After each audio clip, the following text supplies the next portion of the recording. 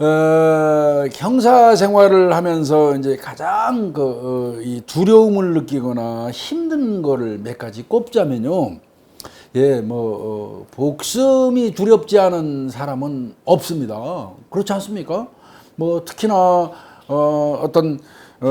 사건 현장, 특히나 어떤 조직폭력배들이라든지 이런 조직폭력배들은 각각 다른 파끼리 자기들끼리 붙어서 세력 확장하는 가운데서 또 이권 다툼 속에서 이 집단으로 붙어가지고 난투국 벌일 때는요, 이제 그들끼리는 그걸 전쟁이라고 이야기하는데 그 현장 모습은 거의 아비규환입니다.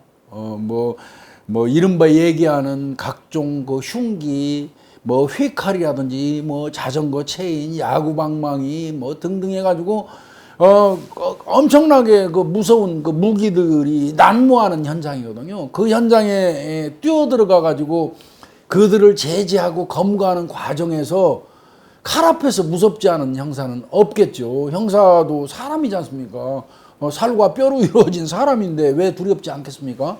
그럼에도 불구하고 이건 내 일이니까 또 내 직업이고 소명이고 어떻게 보면요, 아주 작게 보면 내 처자식을 먹여 살리는 어떤 직업이기도 하거든요. 처자식을 먹여 살리는 일이기도 하고요.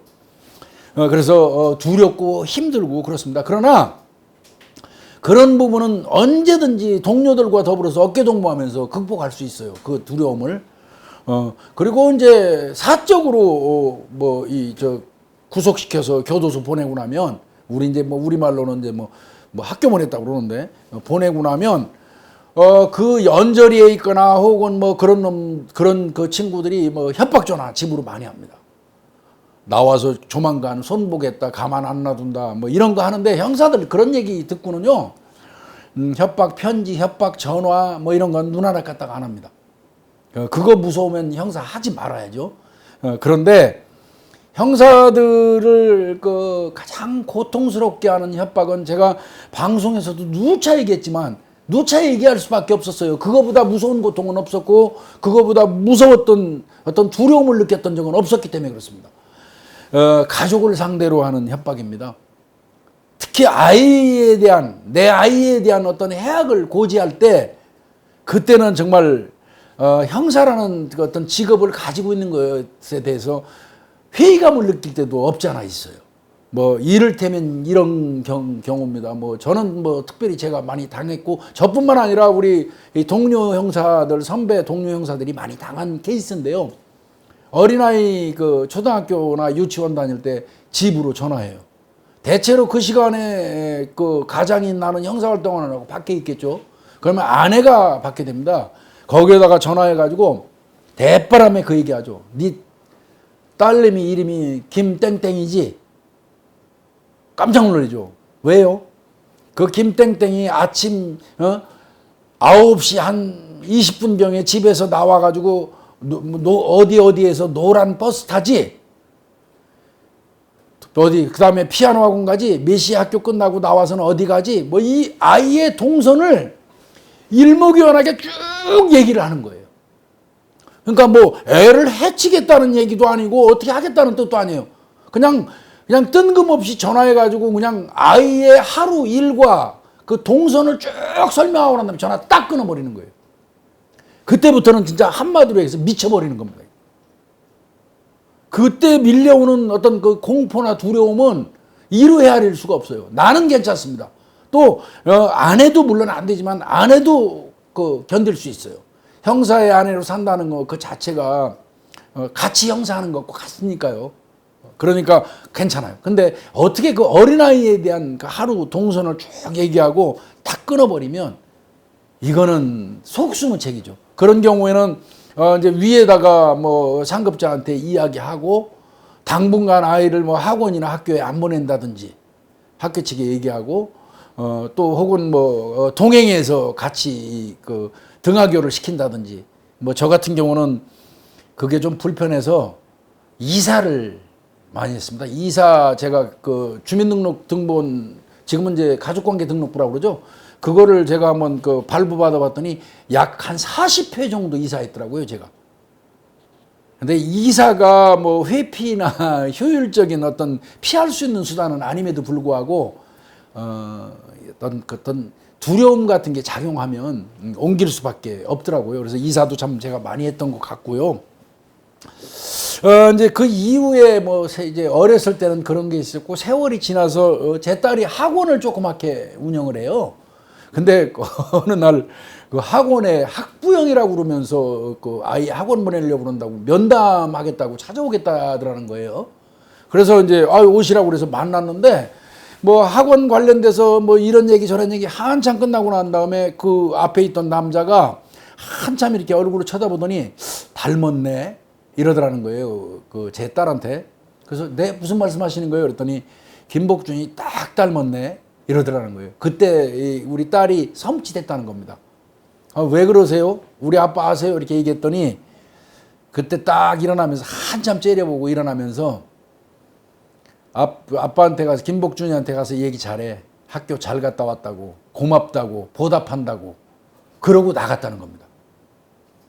이건 거의 자지러질 일이거든요. 너무 화가 났어요. 정말 비굴하지 않습니까? 그래서 솔직히 할 얘기 하는데 열심히 벌써 그 정도 되면 제가 교도소 보낸 친구일 가능성이 높아요. 뭐 형사들 말로는 교도소 티켓 끊어줬다고 얘기하는데 제가 교도소 티켓 끊어준 사람일 가능성이 높거든요. 찾았습니다. 제가 찾아서 확인해 보니까 그 친구 우리 딸 그 학원에 와서 한 친구 맞고요. 인터넷 컴퓨터를 이제 현장에서 압수해가지고 확인을 해보니까 김복준이 죽여줄 사람 5천만 원 그 일정 그 사이트에 올렸던 게 또 전부 나왔습니다. 그러니까 청부살해 의뢰 그 문구를 여기저기 많이 올린 거예요. 5천밖에 안 되나 봐요, 제가. 그래서 그걸 근거로 해서 협박과 어떤 청부살해 어떤 그 미수 뭐 이거 관련돼서 구속을 했습니다. 구속시켜 놓은 그런 일이 있었는데 그럼에도 불구하고 영 찜찜하고 그때 진짜 내가 여전히 이 경찰 형사의 길을 가야 될 것인가 이런 어떤 회의감 뭐 이런 거를 참 많이 느꼈던 것 같습니다. 그게 이제 형사하면서 어떤 어려움이었었고요. 조직 내에서 저는 왕따였습니다. 죄를 지었으면 반드시 처벌받아야 된다는 게 제 소신입니다. 그런데 이제 제가 근무하던 80년대 이 경찰의 모습, 이 사회 이 어떤 전반에 깔려 있는 어떤 그 분위기는요. 뭐 아는 사람이 오면은 적정선에서 편히 봐주고 봐주기 이게 거의 만연화돼 있었어요. 그럼 그냥 봐주나요? 인맥관계가 형성돼 가지고 금품수수가 진행되고 접대가 진행되고 향응이 진행되고 이건 부조리라는 거거든요. 그런 부분 등등은 제가 악수하고 싶지 않았어요. 그런 현실에. 그래서 상당히 까다로운 사람. 일단 김복준이한테 사건이 배당되면 천지가 개벽으로도 그냥 간다. 나와 소신이 다르다 해가지고 그 선배나 동료들을 너무 제가 함부로 대하거나 무시했던 그 교만이 또 저를 왕따로 이렇게 만들지 않았나 이제 이런 반성은 좀 해봅니다. 제가 형사반장을 하던 시절에 제가 맡았던 구역에서 늘 이 도박판을 차려놓고 이른바 하우스판이라고 불러요. 속칭 도박판을 차려놓고 거기서 매일 도박을 한다는 그 첩보가 입수가 됐어요. 저희 반에. 그래서 이제 아침에 이제 반끼리 우리 반원들 모아놓고 6-7명 됩니다. 야, 이따가 뭐 몇 시 매경에 우리가 순식간에 너는 입구 어디로 치고 들어가고 나는 어디로 치고 들어가고 이걸 협의를 하고 딱 현장을 덮치면 10원짜리 고스톱을 치거나 몇 명 없어요. 그거는 이 처벌사항이 아니거든요. 그러면 이제 일부 우리 반 형사들은 그 얘기하죠. 이거 먹기 내기 고스톱 치고 있는데 이거를 제보해 준 사람이 큰 도박판으로 오인하고 소스를 준 것 같아요. 이렇게 인식하지 않습니까? 근데 저는 그거 아니라고 봤어요. 그게 아니라고 봤습니다. 그래서 회의를 할 때, 아침 회의를 할 때 밖에 나가가지고 우리끼리 다른 장소에서 따로 그 회의를 했습니다. 수사회의를. 그리고 그 당일날 현장을 덮쳤더니 어마어마합니다. 여러 군데에서 막 그냥 뭐 이른바 얘기하는 도리직구땡이라든지 뭐는 진짜 도박, 막 현금을 이렇게 쌓아놓고 도박들을 하고 있는 거예요. 그래서 현장에서 그들을 전부 그 검거를 하고 이제 자 연행하려고 그러는데 기가 막힌 걸 봤습니다. 제가 도박판 그 한 무더기 있는데 그 안에 분유통이 하나씩 있어요. 분유통. 그 분유통에 10,000원짜리, 5,000원짜리, 1,000원짜리가 그득한 겁니다. 그러니까 이른바 많이 판마다 많이 딴 사람이 일정 부분의 비율로 그 깡통에다가 돈을 넣는 거죠. 이른바 이제 고리 비슷하게 넣는 건데, 그러면 이제 그 깡통에 돈이 쌓이면 그 돈을 도박판을 제공한 사람이 가질까요? 아니었습니다. 제가 보니까 깡통에 매직펜으로 이름이 써져 있어요. 이를테면 이런 겁니다. 김복준 것, 김소통 것, 뭐 김말동 것. 근데 그 적혀 있는 이름들이, 그 깡통에 적혀 있는 이름들이 전부 다 우리 형사들이었습니다. 유착이죠. 그러니까 그 사무실에서 회의할 때 몇 시에 치러 나간다고 그러는 게 바로 그들한테 제공되고, 마치 10원짜리 먹기 내기 고스톱 치는 것처럼 현장을 연출해 놓고 이랬던 겁니다. 정말 속상했습니다. 그 도박한 사람들을 전부 다 처리하는 과정에서 제가 깡통을 따로 모아놓고 정말 갈등 많이 했습니다. 이거를 내가 어떻게 처리해야 될 것인가. 지금 생각해보면 원칙대로라면 그 사람들 처벌했어야 됩니다. 형사 입건했어야 돼요. 네, 어떤 면에서는 제가 비굴한 사람입니다. 못했습니다. 동료였기 때문에 못했습니다. 그러나 그냥 넘어갈 수는 없었습니다. 그래서 그 당시에 상급자한테 깡통째 갖다 줬습니다. 그 깡통을 받은 상급자가 그 형사들은 전부 다 좌천 형태로 저 시골 지역의 지서로 발령을 내버리게 됐습니다. 궁극적으로는 그들은 김복준이라는 사람은 철천지 원수라고 인식하기 시작했고요. 이제 그분들 전부 다 돌아가셨습니다. 그 이후에 문제는 그 이후에 경찰서 전체에서 동료를 죽인 피도 눈물도 없는 형사, 이런 사람으로 제가 인식이 돼서 왕따가 됐죠. 굉장히 그 힘든 나날을 정말 여러 면에서 겪으면서 살았지만 지금 생각해도 여전히 그 부분은 후회하지 않고 부끄럽지 않고 잘했다고 생각합니다.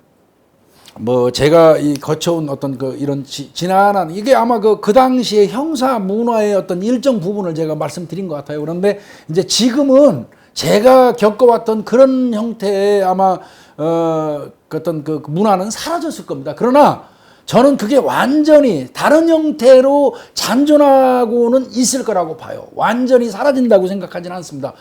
형태가 바뀌었을 뿐이지 일정 부분의 어떤 그런 그 문화, 청산되어야 될 문화는 존재하지 않을까 하는 우려가 없지 않아 있고요. 그런 게 발견되면 이제는 민간인 신분이니까 제가 가만히 안 있겠습니다. 형사들은요, 특성이 좀 있어요. 형사들. 이제 어느 분들이 많이 말씀하시더라고요. 트라우마 있냐? 있습니다. 트라우마 있습니다. 저 같은 경우는 이제 그 목욕탕 가가지고요. 이제 때를 민다고 그러죠. 세신사 하시는 분한테 이제 때를 미는 거, 그거를 현직에 있을 때는 못했습니다. 그 이유는요, 대충 약 500구 가까이 부검하는 현장을 제가 봤던 것 같습니다. 근데 그 부검 현장이요, 마치 우리가 목욕탕 가면은 그 때를 밀기 위해서 누워있는 그 침상 있지 않습니까? 그거하고 구조가 똑같아요. 물론 이제 알루미늄 성분이라는 거 빼고는 그게 똑같아요.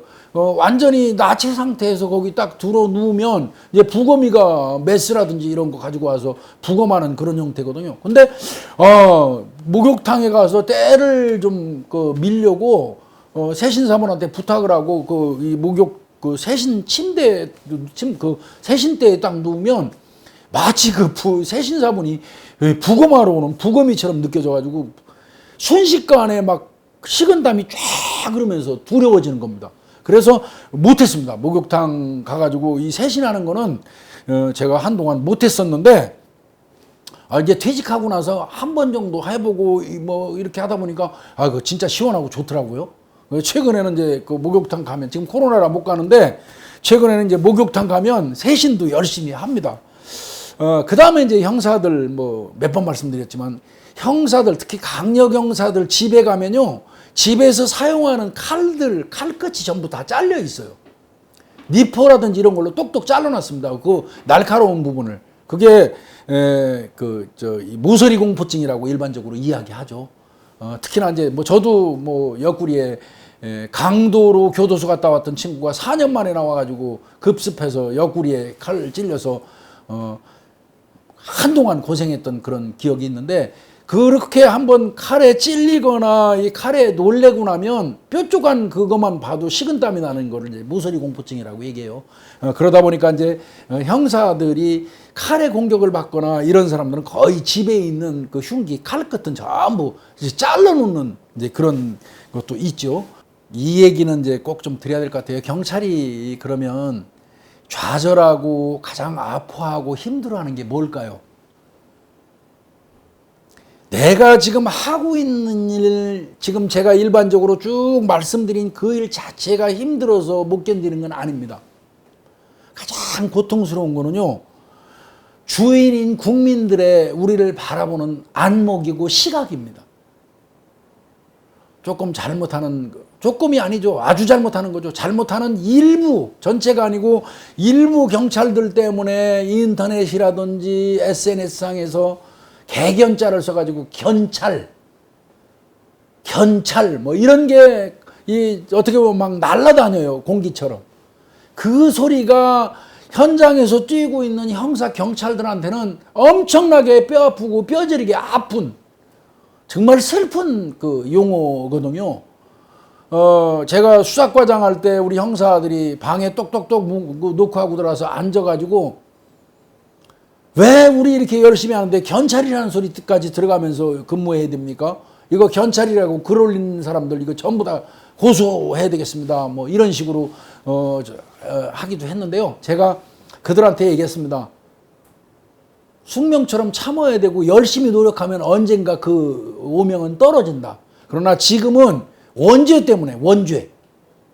기독교에서 말하는 그 사과 따먹은 죄 때문에 그런 것처럼 원죄 때문에 경찰이 아마 당분간은, 적어도 우리 세대까지는 그런 그 비아냥이나 비난 속에서 자유롭지 못할 것 같다. 그런 얘기하면서 제가 이제 여러 가지 얘기하지만, 일단은 그 원죄에서 현재까지는 자유롭지 못하니까 우리가 받아들이자. 그러니까 더욱더 열심히 하고 오로지 국민만 보고 가자. 국민만 보고 가고, 국민이 주인이니까 국민만 보고 가고, 국민이 원하는 거, 국민이 결정하는 건 가장 옳은 거니까요. 그런 식으로 제가 뭐 이 후배들을 다독거리고 그랬던 적도 있었습니다. 제가 보니까요, 이 삶이라는 건 그렇더라고요. 묵묵히 본인한테 주어진 어떤 그 길을 그냥 오로지 한 길만 꾸준히 오랜 세월 가다 보니까 엄청나게 만족하지는 못하지만 성과는 반드시 있다. 그 성과라는 거는 남들이 알아주는 성과도 있겠고, 뭐 나 스스로만 만족하는 성과도 있겠죠. 그런데 그 성과 어떤 게 중요한 것 같지는 않습니다. 근데 저는 개인적으로 그렇습니다. 남이 알아주거나 말거나, 내가 어떤 삶의 여정을 거쳐오는 동안에 최선을 다했다는 생각이 있다면 그 자체가 내가 한 길을 걸어온 성과가 아닐까, 좀 그런 생각을 좀 하거든요. 이제 아마 이제 지금 제 강의를 들으시는 우리 뭐 서초 구민 여러분들 어떻게 생각하실지 모르는데, 이제 100세 시대예요. 제2기의 인생을 준비하지 않으면 노년이 엄청나게 힘들고 고통스럽습니다. 그러면 그 제2기 한 30년 이상이라고 저는 생각이 드는데요. 그 제2기 인생을 좀 준비해야 되잖아요. 미리 대비해야 되지 않습니까? 그런데 그러면 내가 이 직업이 끝나고 나면 저 2기 인생 때는 뭐를 배워서 뭐를 할까? 이렇게 생각하시면 굉장히 멀리 돌아가시는 겁니다. 저 이거 하나 이게 제가 옳다는 건 아니지만 권해드리고 싶어요. 특별히 다른 거를 이기 인생을 위해서 공부하지 말라. 제가 말씀드리고 싶은 건요. 현재 지금 내가 하고 있는 일에서 찾아야 된다는 거예요. 현재 내가 하고 있는 일에서 잘할 수 있도록 자꾸 업그레이드 하면서 학습을 하고요. 첫 번째는. 그 다음에 내가 하고 있는 분야에 특이한 일 등이 있으면 그거를 수시로 메모하고, 그 다음에 수시로 자료 수집하고, 이제 공무원 같으면 이런 거예요. 공무원 같으면 하루에도 수십 건씩 내려오는 공문이 있어요. 공문 그냥 공람에다가 사인만 하고 넘겨버리면 그 공문에 대한 인식을 내가 못하는 거죠. 근데 그 공문 속에는요, 경찰로 말하면 수사 관련 바뀐 법령 무슨 이런 거 등등이 엄청나게 거기 들어 있습니다. 매일같이 내려오는 공문만 꼼꼼히 읽고 잘 모아놔도 어마어마한 자료가 축적되고 머릿속에 지식이 축적되고 제2기 인생을 하는데 반드시 그게 기여할 겁니다. 그래서 어렵게 특별히 공부하려고 하지 말고 지금 현재 내가 하고 있는 분야에서 자료 수집하고 메모하고 학습하고 노력해라. 그걸 가지고 나가면 2기 인생에서 퇴직하고 나서도 분명히 그것과 연관된 분야에서 훌륭하게 2기 인생을 소비할 수 있는 그런 기회가 주어질 것이다.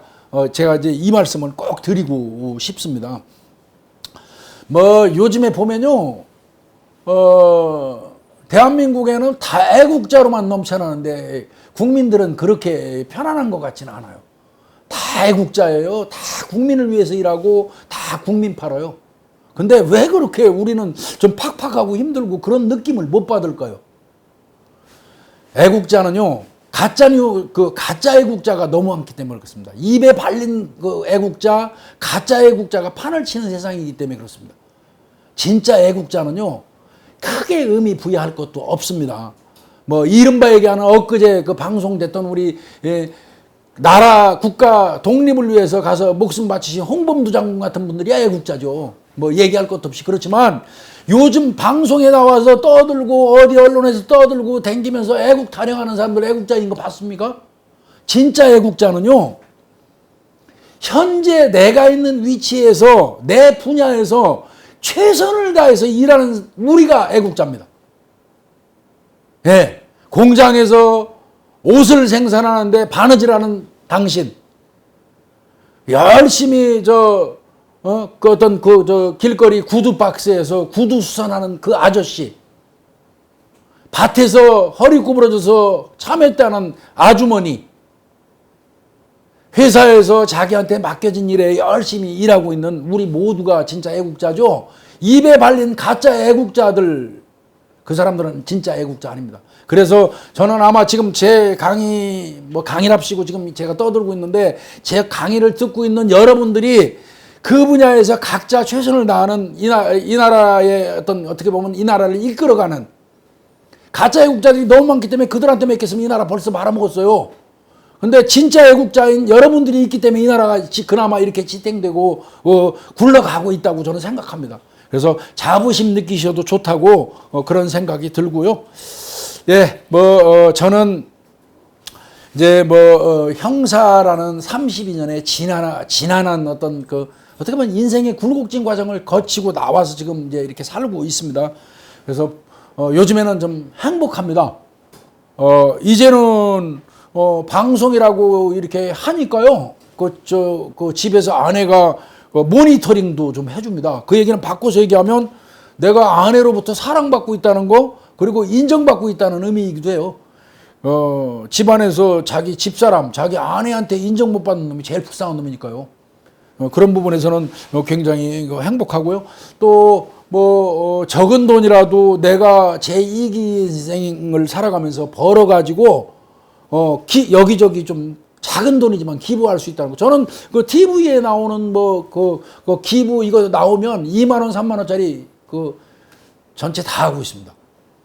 엄청나게 기분 좋아요. 주는 사람이 훨씬 행복하고 좋은 거거든요. 그런 거.